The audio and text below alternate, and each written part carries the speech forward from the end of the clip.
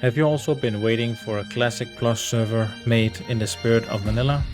Well, then you're in the right place. Hi guys, this is Shelte, and in this video I'll be reviewing the most popular World of Warcraft Classic Plus server.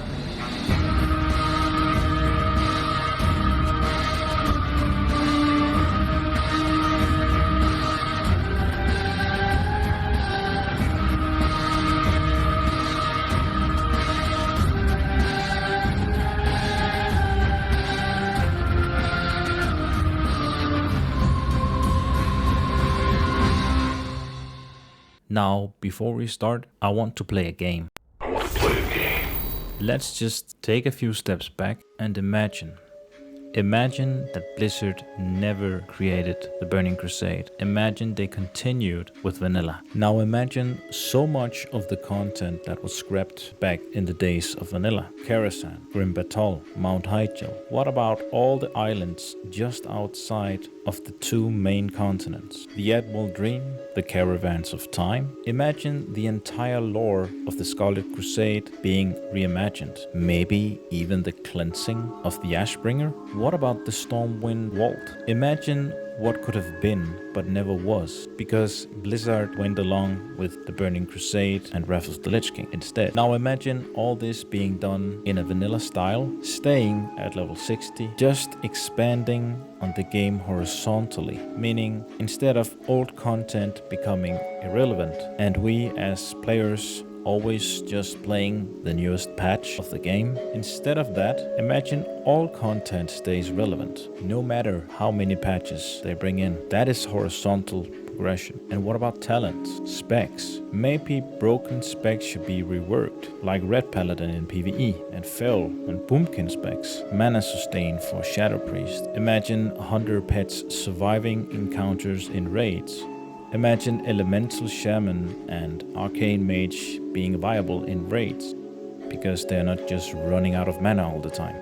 Changing specs just slightly, nothing crazy, but just enough so that it all feels familiar, feels like vanilla, and not to the point where it starts creating imbalance between classes, the specs, and just enough so more specs will become viable in PvE. And talking about PvP now, maybe if they'd add a few quality of life changes, like being able to sign up for battlegrounds everywhere in the world, just like you'd do in Wrath of the Lich King. You could stay out in the world while being in a queue for battlegrounds. So you could be farming, doing your professions, questing, doing world PvP, and not just sitting at the battle masters waiting for a queue to pop. I don't feel like these changes in any way would break the game or deter for what we think of as vanilla. And oh my god, what if they added arena for vanilla? Wouldn't that be awesome? Maybe even a few new battlegrounds, something we've never seen before. And you're probably thinking, right, like that'll ever happen? Well, you might be wrong. But my lord, there is no such server.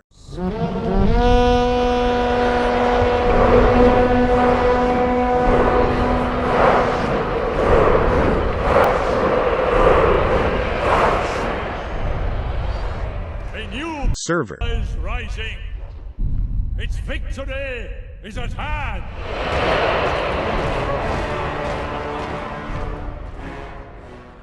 Alright, listen up. I don't know why they call this Turtle WoW. It has absolutely nothing to do with turtles. Like, it's not like I don't like turtles. I like turtles. But there's no turtles. No!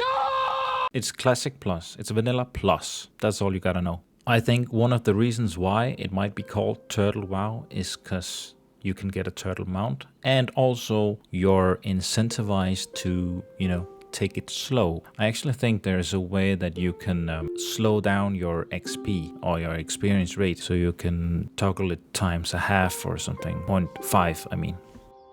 And I'm guessing that one of the reasons why you'd want to take it slower is because they've added so much new content to the game. There are so many new quests, and they've even expanded on existing quest chains. So old quests with dead ends now have a continuation to them that fits in and is in line with the vanilla lore and philosophy.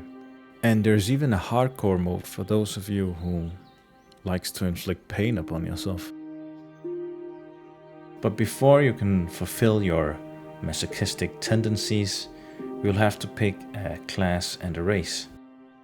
And while we're talking about which class and race to choose, the Turtle WoW team has added some new race and class customization options. So on the Alliance side, you can now play as Dwarf Mage and Gnome Hunter. And true to Warcraft 3 lore, High Elves are now part of the Alliance. And as High Elf, you can play as Warrior, Hunter, Rogue, Priest, Mage, and Paladin. High Elf racials are increased skill with bow, resistant to arcane damage, increased skill in enchanting, and one racial that you need to activate and channel, which will restore either mana, energy, or rage.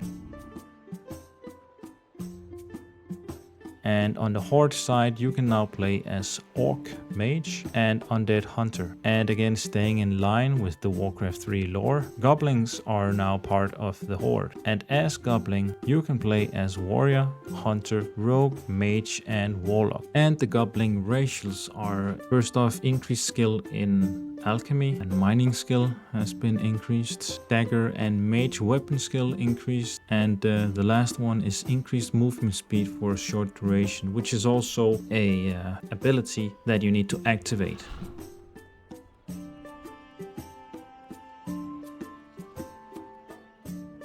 The High Elves start in Logmadan and the Goblins start in Stonetalon Mountains. And both of these two new races each have their own respective starter zone with custom-made intro cinematics and a bunch of new quests. As long as anyone can remember, the Goblins of Undermine have sought out one thing: gold. The Venture Company is among the most successful of their ever-shifting enterprises. It is well known for exploiting resources, both For natural... nearly 7,000 years, the High Elves cultivated a shining magical kingdom deep within the forests of northern Lordaeron. But 5 years ago, the undead scourge invaded Quel'Thalas and drove the elves to the brink of extinction. As soon as you create your new character, you'll be able to choose the different leveling modes that Turtle WoW offers. The hardcore mode is a quest that you can accept in every starter zone. You'll have to find the mysterious stranger and accept his quest. And once you accept this quest, there's absolutely no going back. So once this is accepted, you're committed. If your character dies now, it's gone. There's no way you can get it back. So keep that in mind. This is not some add-on or some... this is not playing pretend. Your character is gone if he's dead. So consider that. Now, whenever you reach milestones in the game, like level-wise, it'll be announced in the world chat for everyone to see. And that also happens if you die with this character. It will be announced in the world chat, assuming that you're above level 10.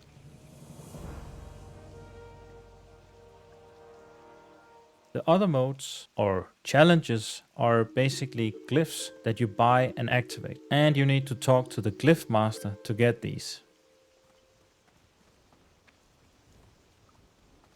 Looking for something specific? First challenge is Glyph of Exhaustion. So with this glyph, it prevents you from ever receiving rested experience, but your weapon skill gain will be doubled. And then there's the Glyph of the Turtle. This is the slow and steady challenge that I was talking about before. With this glyph, you lose 5% experience upon death, and you get half as much experience from creature kills.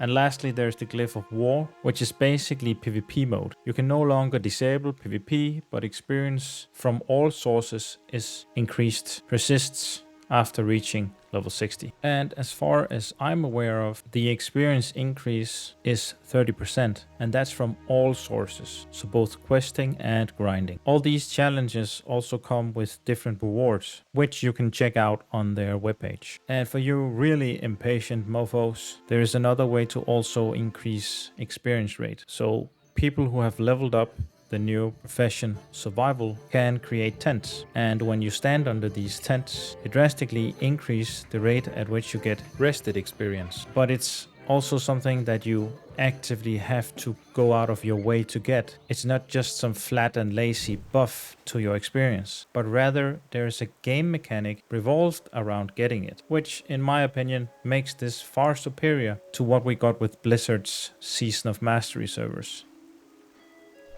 And moving on from the leveling, Turtle WoW has also added a ton of new content and features to keep things fresh and exciting. From quests and dungeons to unique items and gear, also improvements on old gear, and this means that there's always something new to discover on the server. And with improved gameplay mechanics and new abilities and skills for each class, you'll pretty much feel like you're playing a whole new game. And just to name some of the features, at least some of my favorite features, number 1 is the Battleground Finder that lets you sign up for battlegrounds wherever you are in the world, and then it will teleport you back to where you were when you signed in. And number 2 is there is a new battleground, and they've also implemented Arena.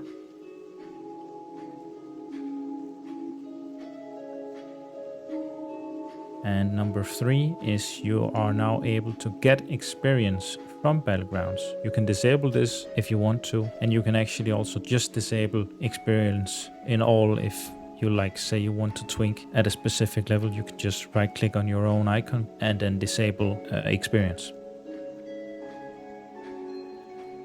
And then there's number 4 is dual specialization. So basically, just like in Wrath of the Lich King, you are able to save 2 different talent specializations. Then there's the group finder. This works the same way as it does in Wrath of the Lich King, in that it does not teleport you to the instance, but it just matches the group for you. So it finds people, you join a group automatically, you don't need to do anything, but you can if you want to. And then you need to get to the instance by yourselves.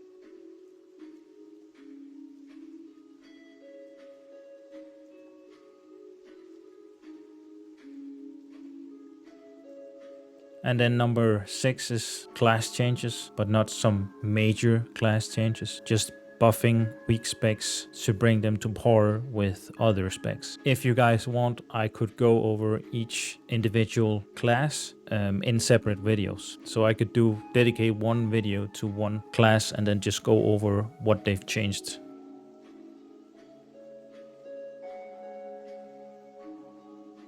Number 7 is a ton of custom content. That's quests, new areas, new zones, new islands, new dungeons, new raids, and world bosses.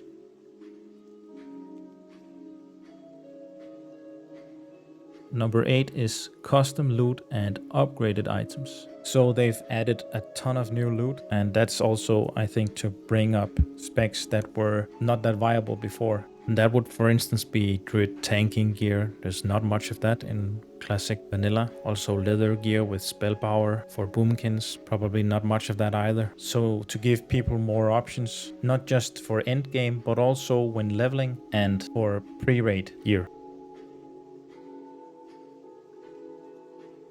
And number 9 is upgraded professions, new recipes, new item sets. And some of these recipes, you don't just learn them from the vendor. You have to actually go out and find them, buy them on the auction house. Some of them are world drops. Some of them you need to do something, some specific quest out in the world in order to receive this very unique recipe, so that you can create something that no one else can, or maybe no one else knows about. There's a ton of undiscovered stuff on this server, which is really cool in my opinion.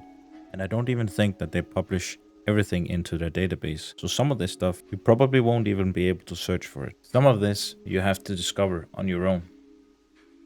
And number 10, they've done new music. So to each of these new zones, they've also new music and voiceovers on characters. There's always a deal to be made in Sparkwater. There's always work to be done. Time is money, friend. Don't waste mine. There's always a deal to be made. And all of the music that you've been hearing throughout this video is actually the music that they've customly made and orchestrated, then implemented into the game. The fact that they even go out of their way to create brand new music to implement into this game is just beyond my comprehension. You barely notice that this is custom music. It fits in with everything perfectly.